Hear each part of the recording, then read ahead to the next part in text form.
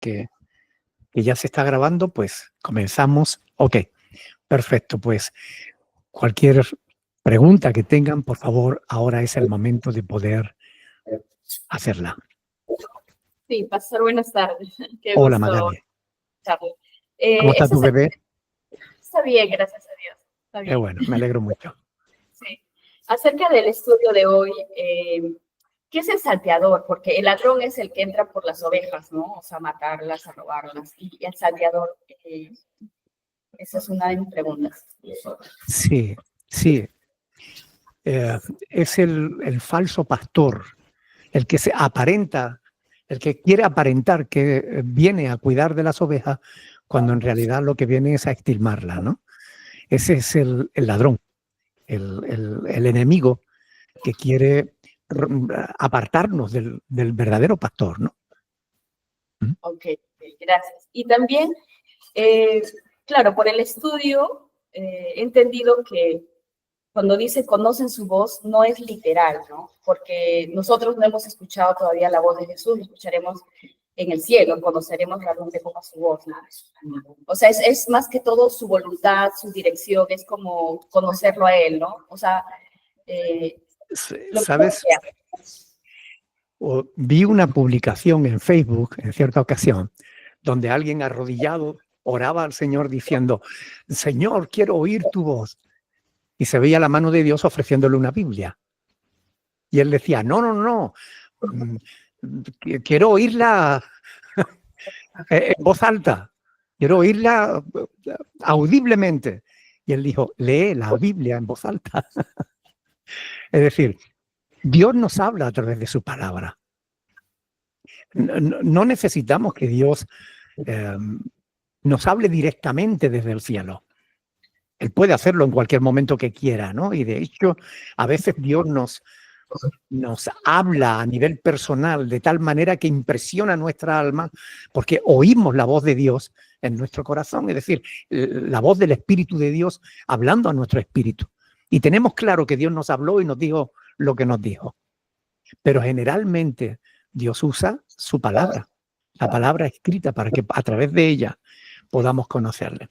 ¿Cuál es la cuestión? Que si yo no conozco suficientemente su palabra, puedo ser engañado fácilmente por mi propio corazón, o puedo ser engañado por cualquier otro que diga que habla en nombre de Dios.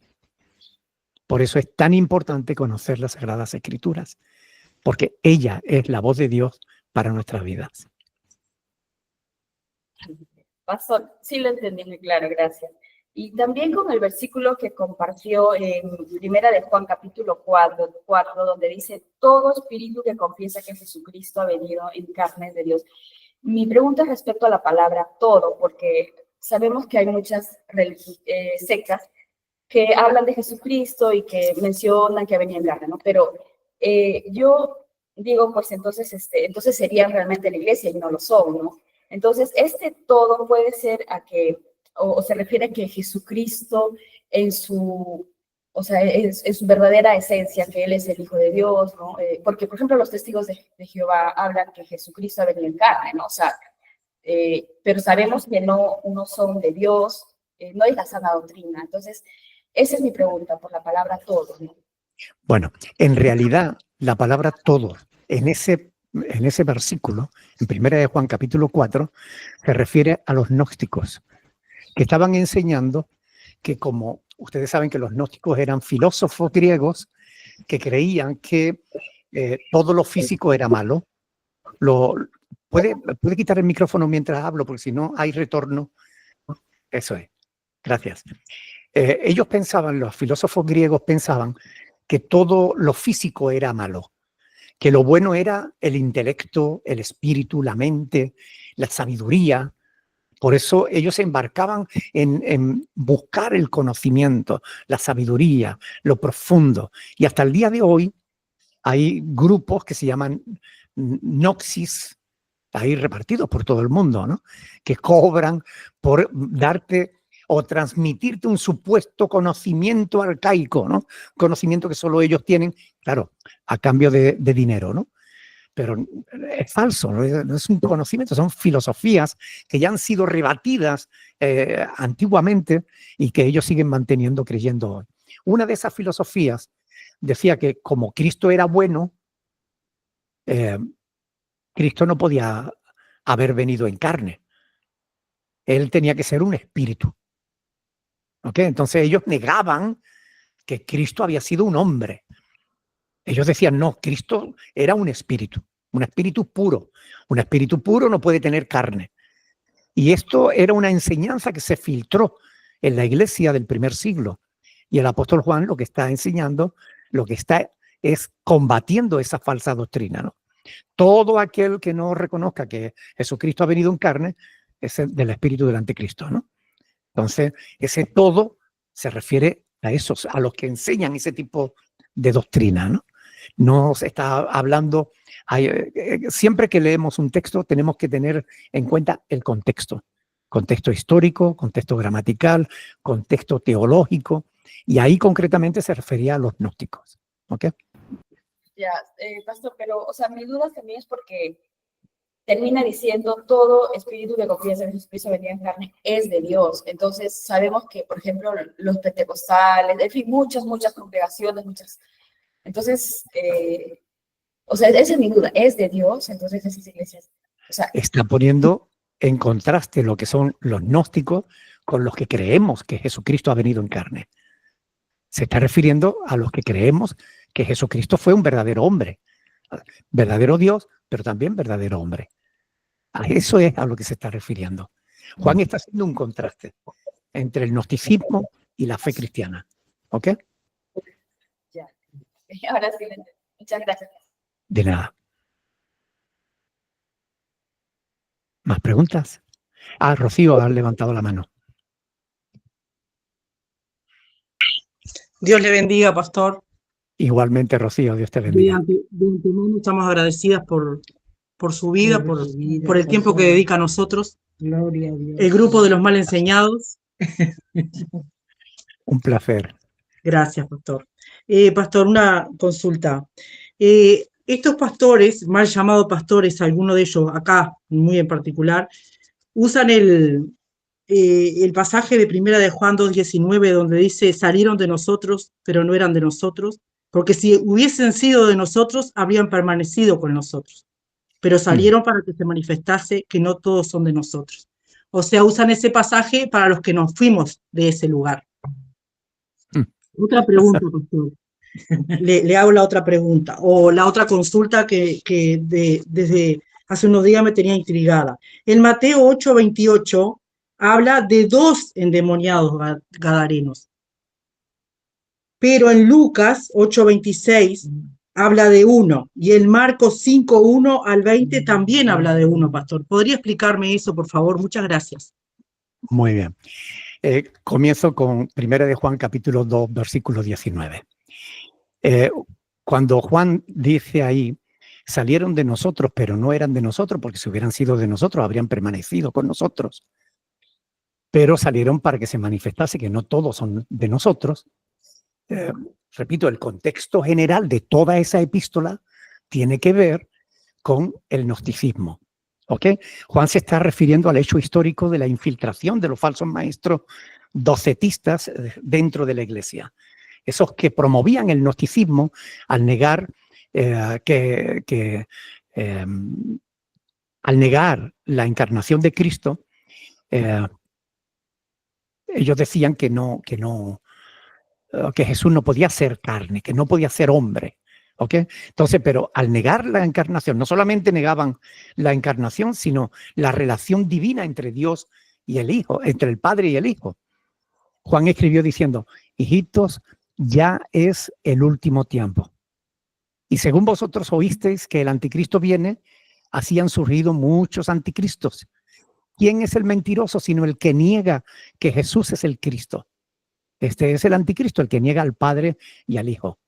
Estos son los versículos de 1 de Juan 2:18, ¿ok? Y del 22. ¿Quién es el mentiroso sino el que niega que Jesús es el Cristo? Pero esta negación, por esta negación, Juan los acusó de ser anticristianos, anticristos. Estos gnósticos habían infiltrado dentro de la iglesia y predicaban una doctrina dualista, que era una filosofía griega, la cual decía que la materia era mala, que el espíritu era puro, y estos gnósticos acababan dividiendo a los seres humanos en dos grupos: los iluminados, es decir, los gnósticos, y los materialistas, es decir, los que no aceptaban sus doctrinas y entonces eran malos. Cuando fueron expuestos por hombres fieles de la iglesia del Asia Menor, acabaron abandonando las iglesias, y por eso Juan escribió esto que hemos leído en 1 Juan 2:19. Es decir, salieron de nosotros porque no eran de nosotros, pero se refiere a los gnósticos. No está hablando de cristianos que salieron de iglesias cristianas porque estaban enseñando falsa doctrina. No tiene nada que ver lo uno con lo otro. ¿Ok? Entonces, la palabra de Dios debe ser interpretada en su contexto, como dije antes, histórico, gramatical y teológico. Y el contexto histórico es que Juan está combatiendo a los gnósticos, no está combatiendo a los cristianos que abandonan un grupo porque están enseñando herejías. O sea, tú no eres gnóstica por abandonar un grupo que está enseñando falsas doctrinas. Es decir, hay pasajes en los que Dios mismo llama a su pueblo a salir de en medio de ellos. Apartaos de ellos, pueblo mío, dice el Señor. Salid de ellos. Porque todos los que enseñan falsa doctrina van a tener que rendir cuenta delante de Dios, y los que le siguen también. Entonces, tenemos la palabra de Dios, pero hay que conocerla para hacer un buen uso de ella. Ese tipo de doctrinas, ese acusar a los que se van porque están enseñando mal, acusarlos con textos como este, demuestra que es que no conocen suficientemente la palabra de Dios. No se toman en serio el estudio de las Sagradas Escrituras. No dedican tiempo a la oración y al estudio. Por eso acaban cogiendo un texto fuera de contexto, sacándolo de contexto como pretexto. Ustedes no son gnósticos que abandonan la iglesia porque no creen que Cristo fuera hombre. Ustedes no se les puede aplicar este pasaje a ustedes. ¿Ok? En cuanto al la segunda pregunta, los evangelios se complementan entre sí. No hay contradicción en la palabra de Dios. Es cierto que uno puede hablar de dos y el otro puede hablar de uno, porque uno habla de lo que ve y el otro escribe de lo que escucha. Es decir, podían ser dos, pero fue uno el que habló con Jesús. Los evangelios se complementan, no se contradicen. ¿Ok? Aparte de que ellos fueron testigos oculares de todos los hechos. Pero, por ejemplo, algunos escribieron siguiendo los testimonios que habían dicho. Por ejemplo, Marco escribió su evangelio siguiendo el relato del apóstol Pedro. Por tanto, Pedro pudo decirle uno porque en este caso, para él lo importante fue el que hablaba con Jesús. No, el otro. También se da el mismo caso con los ciegos de Jericó. Y también hay otros casos similares, pero son cuestiones que tienen que ver con el complemento de la palabra. La palabra se complementa. Hay que unir los dos hechos. No hay contradicción alguna en la palabra de Dios. ¿Ok? Bendecido. Muchas gracias, pastor, muy amable. No hay de qué, mi hermana. Yoli. Pastor, buenas tardes, un gusto de verle y quiero agradecerle Igualmente. antes por esos devocionales tan edificantes que posté en la mañana, pastor. De verdad que para mí es un alimento espiritual muy bueno, tempranito. No tienen Bueno, nada que temprano digo agradecer, acá hermana. porque son las 6 de la mañana. Agradezco a Dios, pastor. Justo quería hacerle una pregunta. No se te 17, oye, ¿no? no se te está oyendo, no se te ha oído lo que has dicho, hermana. ¿Puedes repetirlo, por favor? Ya, pastor. A ver, justo hace 2 días usted publicó, ¿me escucha ahí? Sí. Ya, publicó un devocional en lo que es de ocasiones de caer, del perdón, del Ujú. perdón. Voy a moverme, pastor, para poder tener mejor la señal de internet, ¿sí? Muy bien. Voy a moverme a ver para la señal, pastor, de mis.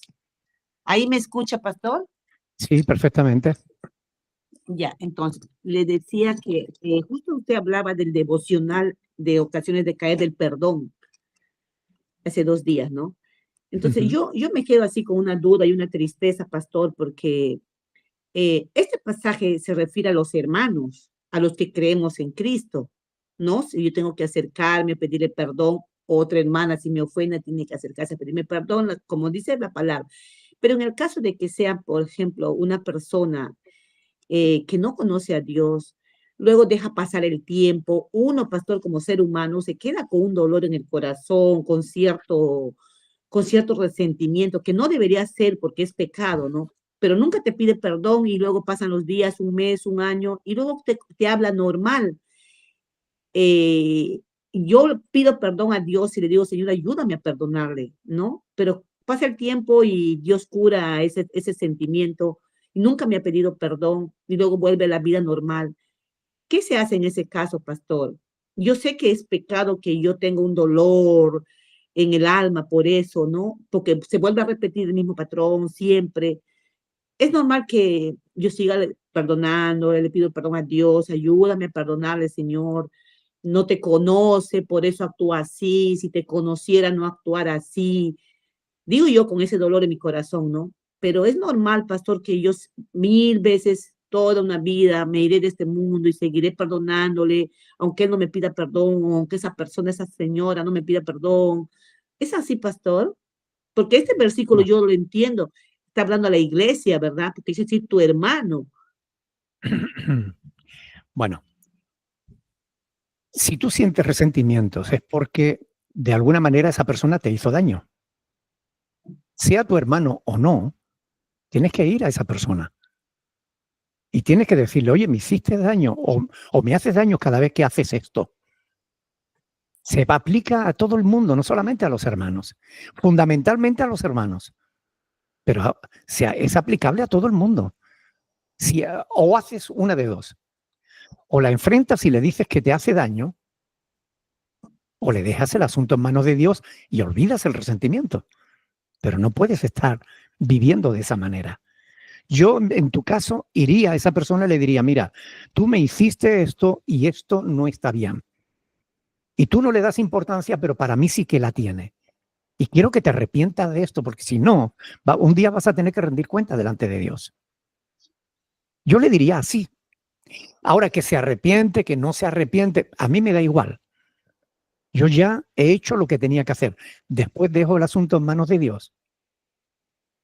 Hay un pasaje en Romanos capítulo 12, versículo del 17 al 21, que es fundamental sobre el tema de las relaciones humanas. Las relaciones humanas no son fáciles. Por eso el apóstol Pablo,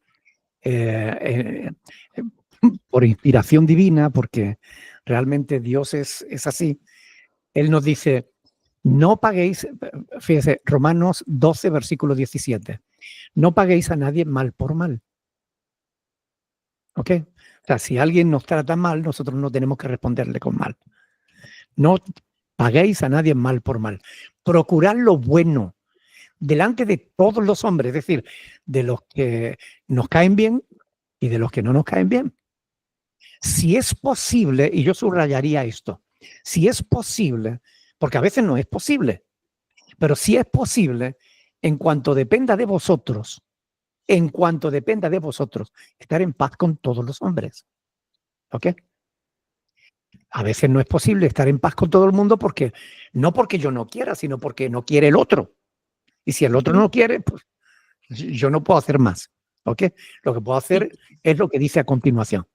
No vengáis vosotros mismos, amados míos, sino dejad lugar a la ira de Dios. Porque escrito está, mía es la venganza, yo pagaré, dice el Señor. Así que si tu enemigo tuviere hambre, dale de comer. Si tuviere sed, dale de beber. Porque haciendo esto, aguas de fuego amontonará sobre su cabeza. no seas vencido de lo malo, sino vence con el bien al mal. Por tanto, yo personalmente, si tuviera algo contra alguien, yo iría y se lo diría. Pastor, Ahora, si a mí no me afecta, si alguien habla mal de mí o dice algo, me ofende o lo que sea, y a mí no me afecta, pues, yo lo dejo correr allá esa persona delante de Dios porque tendrá que dar cuenta delante de Dios, ¿no? Pero sí me pastor, afecta. sí, Tengo que ir a esa persona. Perdón. pastor, sí, ya, pero uno ya millones de veces se le ha hablado, ¿no? Pero ya no se puede hacer nada, es tanta la necesidad. Entonces, pastor, este es mi versículo que usted me leyó de Romanos. Esto es lo que yo, como digo, si tiene hambre, yo lo doy, si tiene sed, porque es una lucha que tengo, que lo digo, le Pero es digo, que no deberías Señor, ya tener no lucha, puedo. Yoli. No deberías Con tener esa lucha. Si has persona que entendido, está, perdona, hermana, si has entendido ese pasaje, no deberías tener lucha. Deberías dejar el asunto en manos de Dios. Deja que Dios se encargue de ella. O sea, ¿por qué tienes lucha tú? ¿Por qué sigues cargando, llevando una carga que no te corresponde? Si tú dejas el asunto en manos de Dios, deja que Dios obre. Ya está, tú descansa en Dios. Yo cuando descanso amén, en pastor, Dios, descanso. amén. Gracias, ¿Sabe qué pastor, pasa gracias. conmigo? Que muchas veces ha habido personas que me han hecho daño, ¿no? Pero cuando yo dejo el asunto en manos de Dios, después las personas a veces vienen y me dicen, pastor, perdone porque yo hice esto y tal, y sé que le perjudiqué, no sé qué. Ah, sí, y yo lo olvidé. ¿Por qué? Porque dejé ese asunto en manos de Dios. Y de verdad, literalmente, lo digo de todo corazón, yo olvido ese tipo de cosas. Cuando yo descanso en el Señor, nunca más vuelvo a acordarme de eso. Dejo que Dios se encargue de eso. Y Dios con el tiempo pone a cada uno en el lugar que le corresponde. Tú no te puedes imaginar la de gente que ha profetizado sobre mí las peores cosas que te puedes imaginar. Pero yo sigo aquí, esa gente ya no están. O sea, Dios se encarga de Bendito, poner cada persona en el lugar que le corresponde. bendito sea Dios, pastor. Gracias por hablarme, pastor. Gracias por su consejo De nada, mi sabio. hermana. Dios me lo bendiga, pastor, y le guarde, le Igualmente. cuide cada día. Gracias, pastor. Voy a hacer Igualmente, Yoli. cada Igualmente. día. Gracias. Johanny. Sí, un ratito que están con el teléfono, está sonando. Ajá. Ya. Daría le va a hacer una pregunta, pastor. Pastor, buenas Hola. noches. Hola, ¿Cómo Adrián, está? me encanta verte. ¿Cómo estás? Sí, gracias. Después de un mes ya me pude venir al servicio presencial y le doy gracias a Dios por su vida y su presencia en nuestras vidas, de verdad.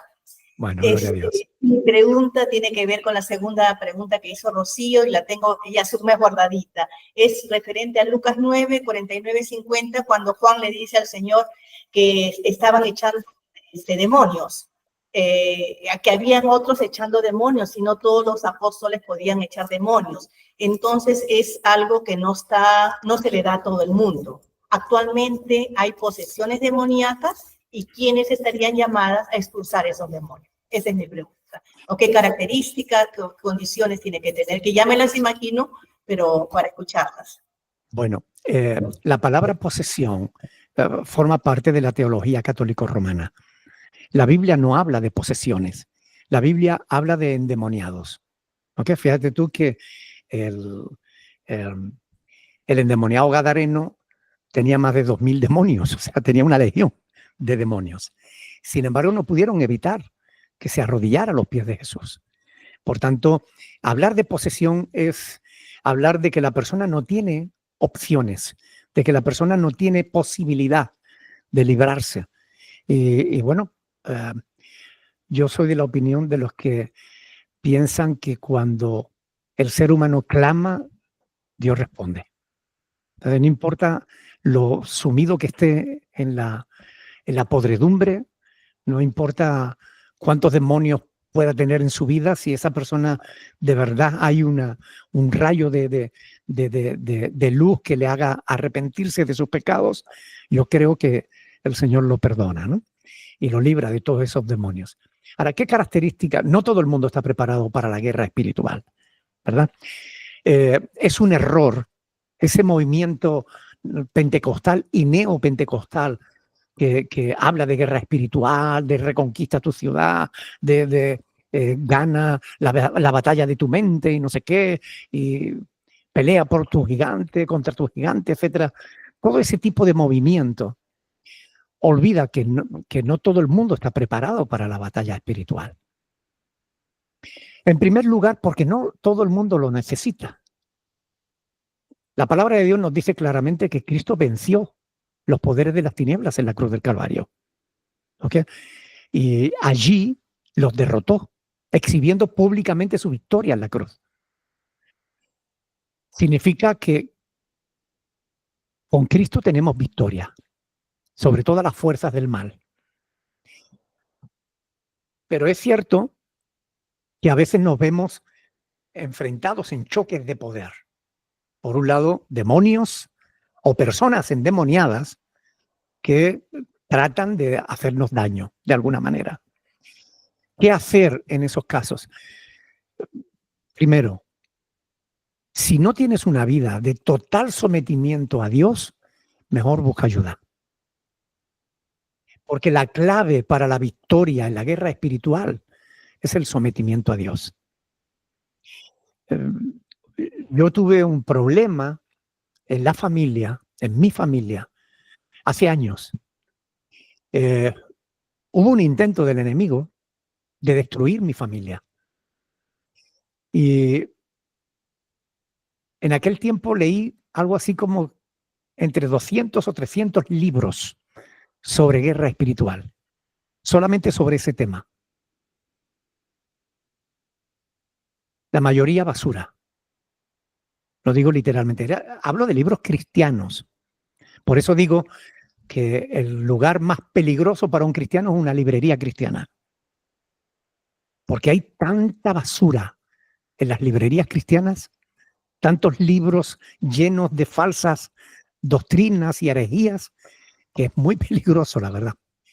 Pero bueno, al final, Dios en su misericordia, en su gracia, me ayudó y me ayudó con su palabra, mostrándome un día un texto cortito, que me hizo entender cómo poder tener victoria en mi enfrentamiento espiritual.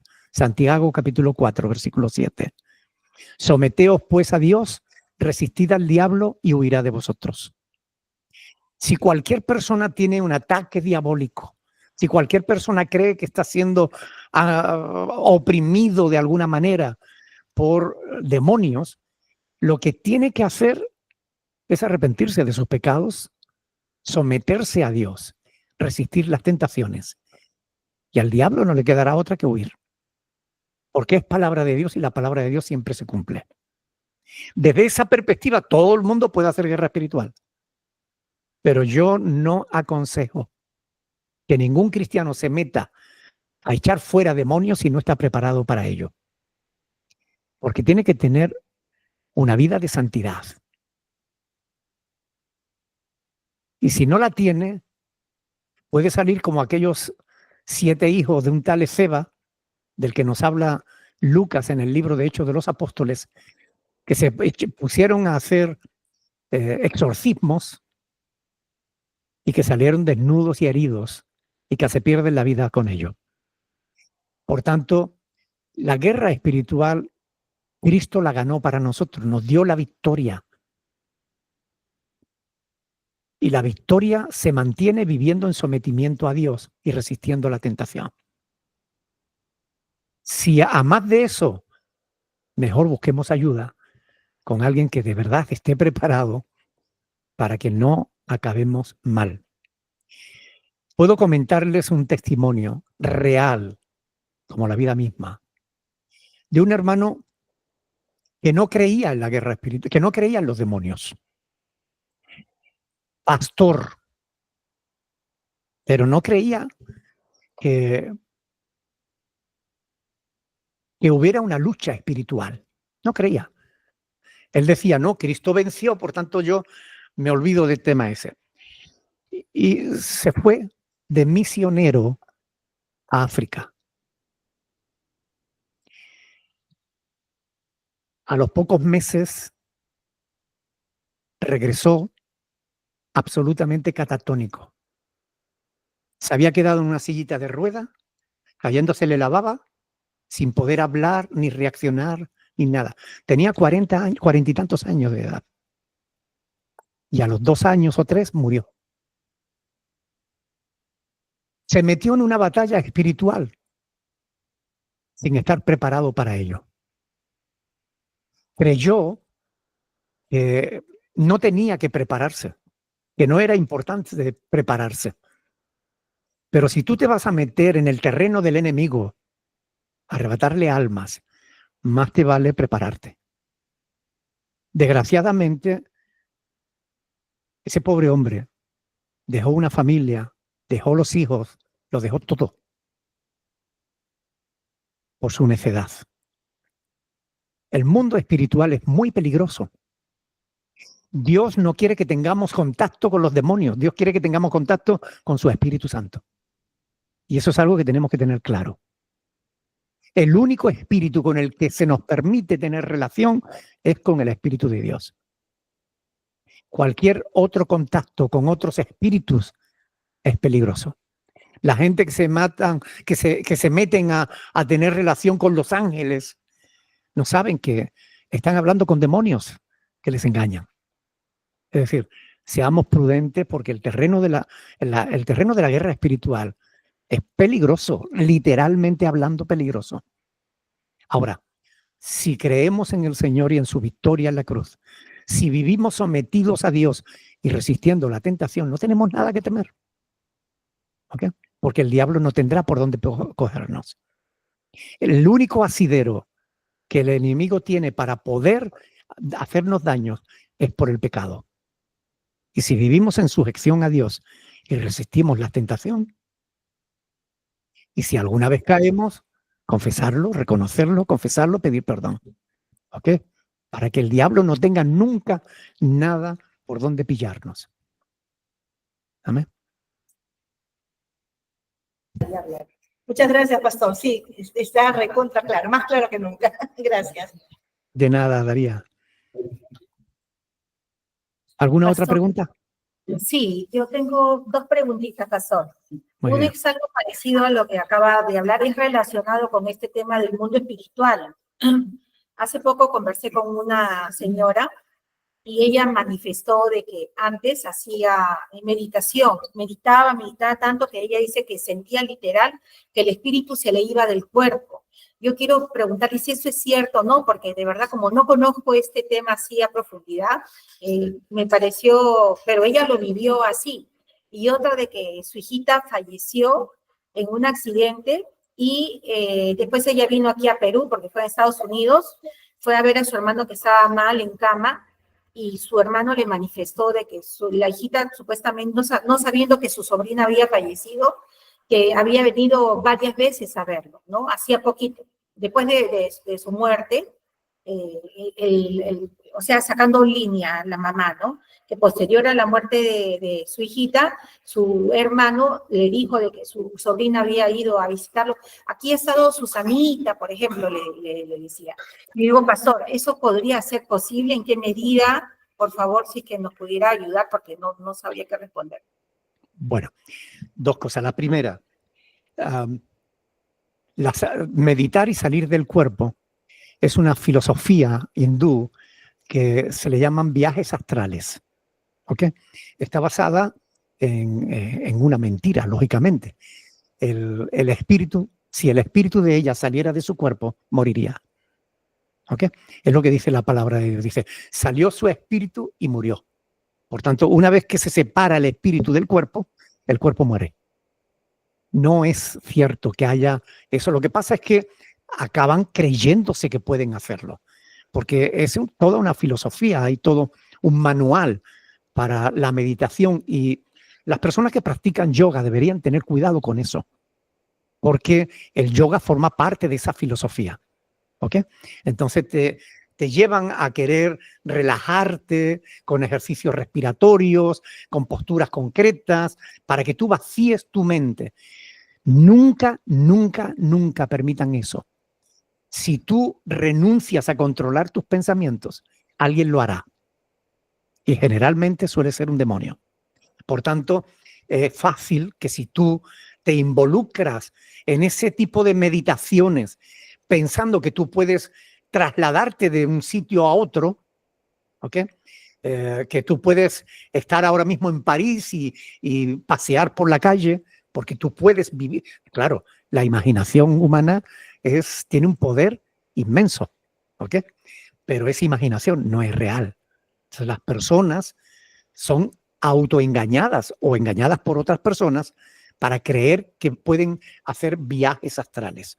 Que pueden incluso ir al cielo o al infierno y de aquí a allá. Cuidado, porque todo eso forma parte de las mentiras del diablo. ¿Ok? Punto número 1. Punto número 2. La palabra de Dios dice claramente en Lucas capítulo 16, del 19 al 31, que los muertos no pueden venir. Es decir, cuando Cristo cuenta la historia del rico y Lázaro, está diciendo claramente que hay una gran cima entre los que están en el cielo y en el infierno y no pueden pasar de un lado a otro. Y cuando el rico le ruega a Dios para que envíe a Lázaro, para que resucite a Lázaro y lo envíe a sus hermanos, para que no acaben en el mismo tormento que él estaba, el Señor le dice que no. Dios ha establecido, Hebreos capítulo 9, versículo 27, Dios ha establecido para todos que mueran una sola vez y después de eso el juicio. Por tanto, los muertos están y no se te van a aparecer. Si tú crees que alguien se te ha aparecido estando muerto, es un demonio que te ha engañado. ¿Ok? Los demonios sabemos que pueden vestirse hasta de ángel de luz. Pueden tomar apariencias humanas, pueden engañar, y conocen a las personas y, bueno, ya sabemos cómo es el enemigo, ¿no? El mundo de la mentira es terrible. Una persona que ha perdido una hija sufre terriblemente. Yo antes hablaba comentando el pasaje de hoy, que hemos meditado del capítulo 10 de Juan, los primeros versículos. Comentaba que el diablo ataca como los leones, no a los que están fuertes, sino a los que están débiles. Cuando una persona está sufriendo terriblemente y no hay nada que te pueda hacer sufrir más que la muerte de una hija, porque nosotros estamos preparados para enterrar a nuestros padres, pero no estamos preparados para enterrar a nuestros hijos. Entonces, cuando una persona está sufriendo tanto, es fácil que el diablo quiera engañarla para alejarla de Dios, involucrarla en otro tipo de cosas, espiritismo y cosas de este tipo. Así que, no. Si la niña murió y no pudo visitar al tío. ¿Ok? Entonces, seguramente si el tío la vio, es porque estaba viendo un demonio que le quería hacer creer que estaba viendo a la niña. ¿Ok? Ya, pastor, muchas gracias. Pastor, Sí, también, bueno, en el Nuevo Testamento, como Mateo 10, del 1 al 4, por ejemplo, menciona los 12 de Jesús, ¿verdad? Pero acá no aparece el nombre de Judas, pero Judas tiene una epístola, dice San Judas Apóstol. Obviamente que sé que no es Judas Iscariote. Mi pregunta es, acá dice Judas Apóstol de Jesucristo, dice la Biblia. ¿Él vino a ser uno de los 12? No, ¿verdad? No. Pero dice, sale como apóstol de Jesucristo. El que escribió la epístola de Judas no fue uno de los 12. Ah, ya, ok. Apóstol en el sentido de que llevaba el evangelio, ¿correcto? Claro. Había dos Judas. Estaba el Iscariote y estaba el otro, también era apóstol, pero no era el Judas Iscariote. Es decir, el que traicionó al Señor era Judas Iscariote. ¿Ok? Sí, correcto, pero claro, yo entiendo eso porque él se suicidó, pero sino que como dice aquí la Biblia, San Judas Apóstol de Jesucristo, dice Judas, siervo de Jesucristo, pero el título dice Judas Apóstol de Jesucristo. Por Sí. eso la palabra apóstol en el sentido de enviado, ¿verdad? No, no era de los dos. No era, ¿verdad, pastor? Esa es la duda, acá están preguntando todos. No, no. A ver, la palabra apóstol es enviado, ¿ok? En ese sentido, todo el que es enviado es un apóstol. Pero la palabra apóstol la escogió Cristo para definir al grupo de los 12, ¿ok? Por tanto, ministerio apostólico solo tuvieron los 12 que Jesús nombró, ¿ok? No sé cómo explicarlo. A ver, Lucas capítulo 6, versículos 12 y 16.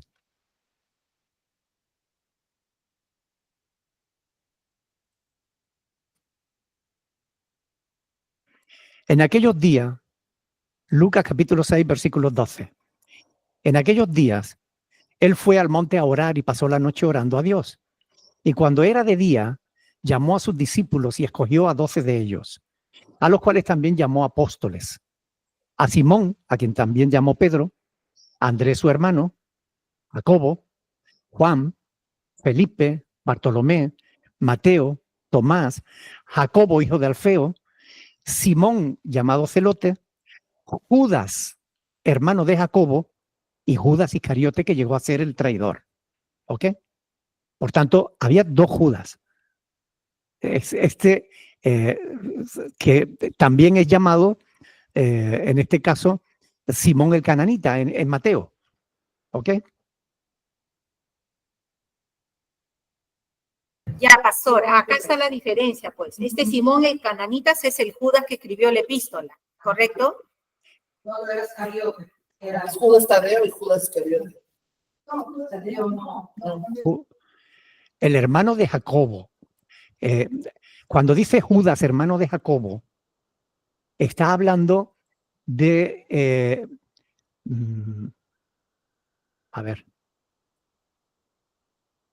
Tadeo, hijo del trueno, Andrés, Felipe, Bartolomé, Tomás, Jacobo, hijo de Alfeo, Tadeo, Simón el Cananita y Judas Iscariote, el que le entregó. Por tanto, el único que no aparece en Lucas es Tadeo. ¿Ok? Por tanto, el Judas, hermano de Jacobo, tiene que ser Tadeo. Jacobo, hijo de Alfeo, y Tadeo. ¿Ok? En Marcos, capítulo 3, del 13 al 19, dice Tomás, Jacobo, hijo de Alfeo, Tadeo, Simón el Cananita, Judas Iscariote, que le entregó. ¿Ok? El único que no es mencionado en Mateo, Jacobo, hijo de Alfeo, Lebeo, por sobrenombre Tadeo, Tadeo era el que también es llamado Judas, hermano de Jacobo. ¿Ok? Es un poco lioso, pero hay 2 Judas. ¿Ok? Lo que pasa es que en aquella época era normal que tuvieran varios nombres. Y por eso la confusión, ¿no? Pero cuando haces una comparativa en los sinópticos, en los 3 evangelios, Mateo, Marco y Lucas, ahí vemos que se corresponden todos, menos que en un evangelio se le llama Lebeo, en otro se le llama Tadeo y en otro se le llama Judas. ¿Ok? Bien, pastor, muchísimas gracias por la ayuda. Gracias. De nada. No me cuadraba la ecuación. Por eso hay que hacer, digamos, un análisis por descarte, ¿no? Si uno va quitando a Simón, va quitando a Juan, va quitando tal, entonces va quedando quienes quedan que no es mencionado en un evangelio y sí en otro. Y ahí, bueno, vemos que este Tadeo tenía 3 nombres, ¿no? Lebeo, por sobrenombre Tadeo, pero que es también el hermano de Jacobo, hijo de Alfeo, ¿no? Fantástico, pastor. Y creo que por el momento ya son todas las preguntas para el día de hoy. Le agradecemos infinitamente y Dios mediante al próximo domingo nos vemos porque el día viernes, sábado vamos a celebrar el Día del Padre Acá con los hermanos vamos a tener una reunión especial por el Día del Padre. El domingo no vamos a tener culto porque el día sábado lo vamos a hacer aquí, vamos a hacer una parrilla que le llamamos, y vamos a pasar un tiempo de coinonías y bueno, también de pasadita voy a compartir una reflexión con los hermanos. Muy bien, perfecto. Pues entonces que disfruten muchísimo y felicitar a los padres de antemano. Felicidades a los papás. Dios les bendiga mucho. Alguien, por favor, que nos dirija en oración para despedirnos. Ya, Norita, ¿tú vas a hacerlo? Ya, a ver, la hermana Nura va a venir. Gracias, Padre, te damos por todo lo que hemos aprendido el día de hoy. Gracias por la disposición del corazón de todos, tu pueblo, tu rebaño, tu iglesia, Señor, y gracias porque tenemos inquietudes y tú tienes respuestas, Señor. Gracias, Padre amado, así como nos has traído con bien, te pedimos que nos lleves con bien también a nuestros hogares, Señor, y que bendigas la vida y el corazón de cada uno, de cada hijo, hija y de cada familia que representan. En el nombre de Cristo Jesús, amén. Amén. Amén. Dios los bendiga, mis hermanos. Un abrazo para todos. Feliz día del Padre. Feliz día del papá, pastor, que Dios lo bendiga. Páselo Muchas bonito. gracias. Dios les Hermano bendiga. Nicolás también, bonito día. Que Dios, hermanito Julio, pásalo bonito, feliz día. Le damos saludos a todos. Bendiciones. Feliz día también. Bendición. Diga, Sí. gracias. Chao, hermanos. Chao. Chao, hermanos. Chao, bendición. Hermanos.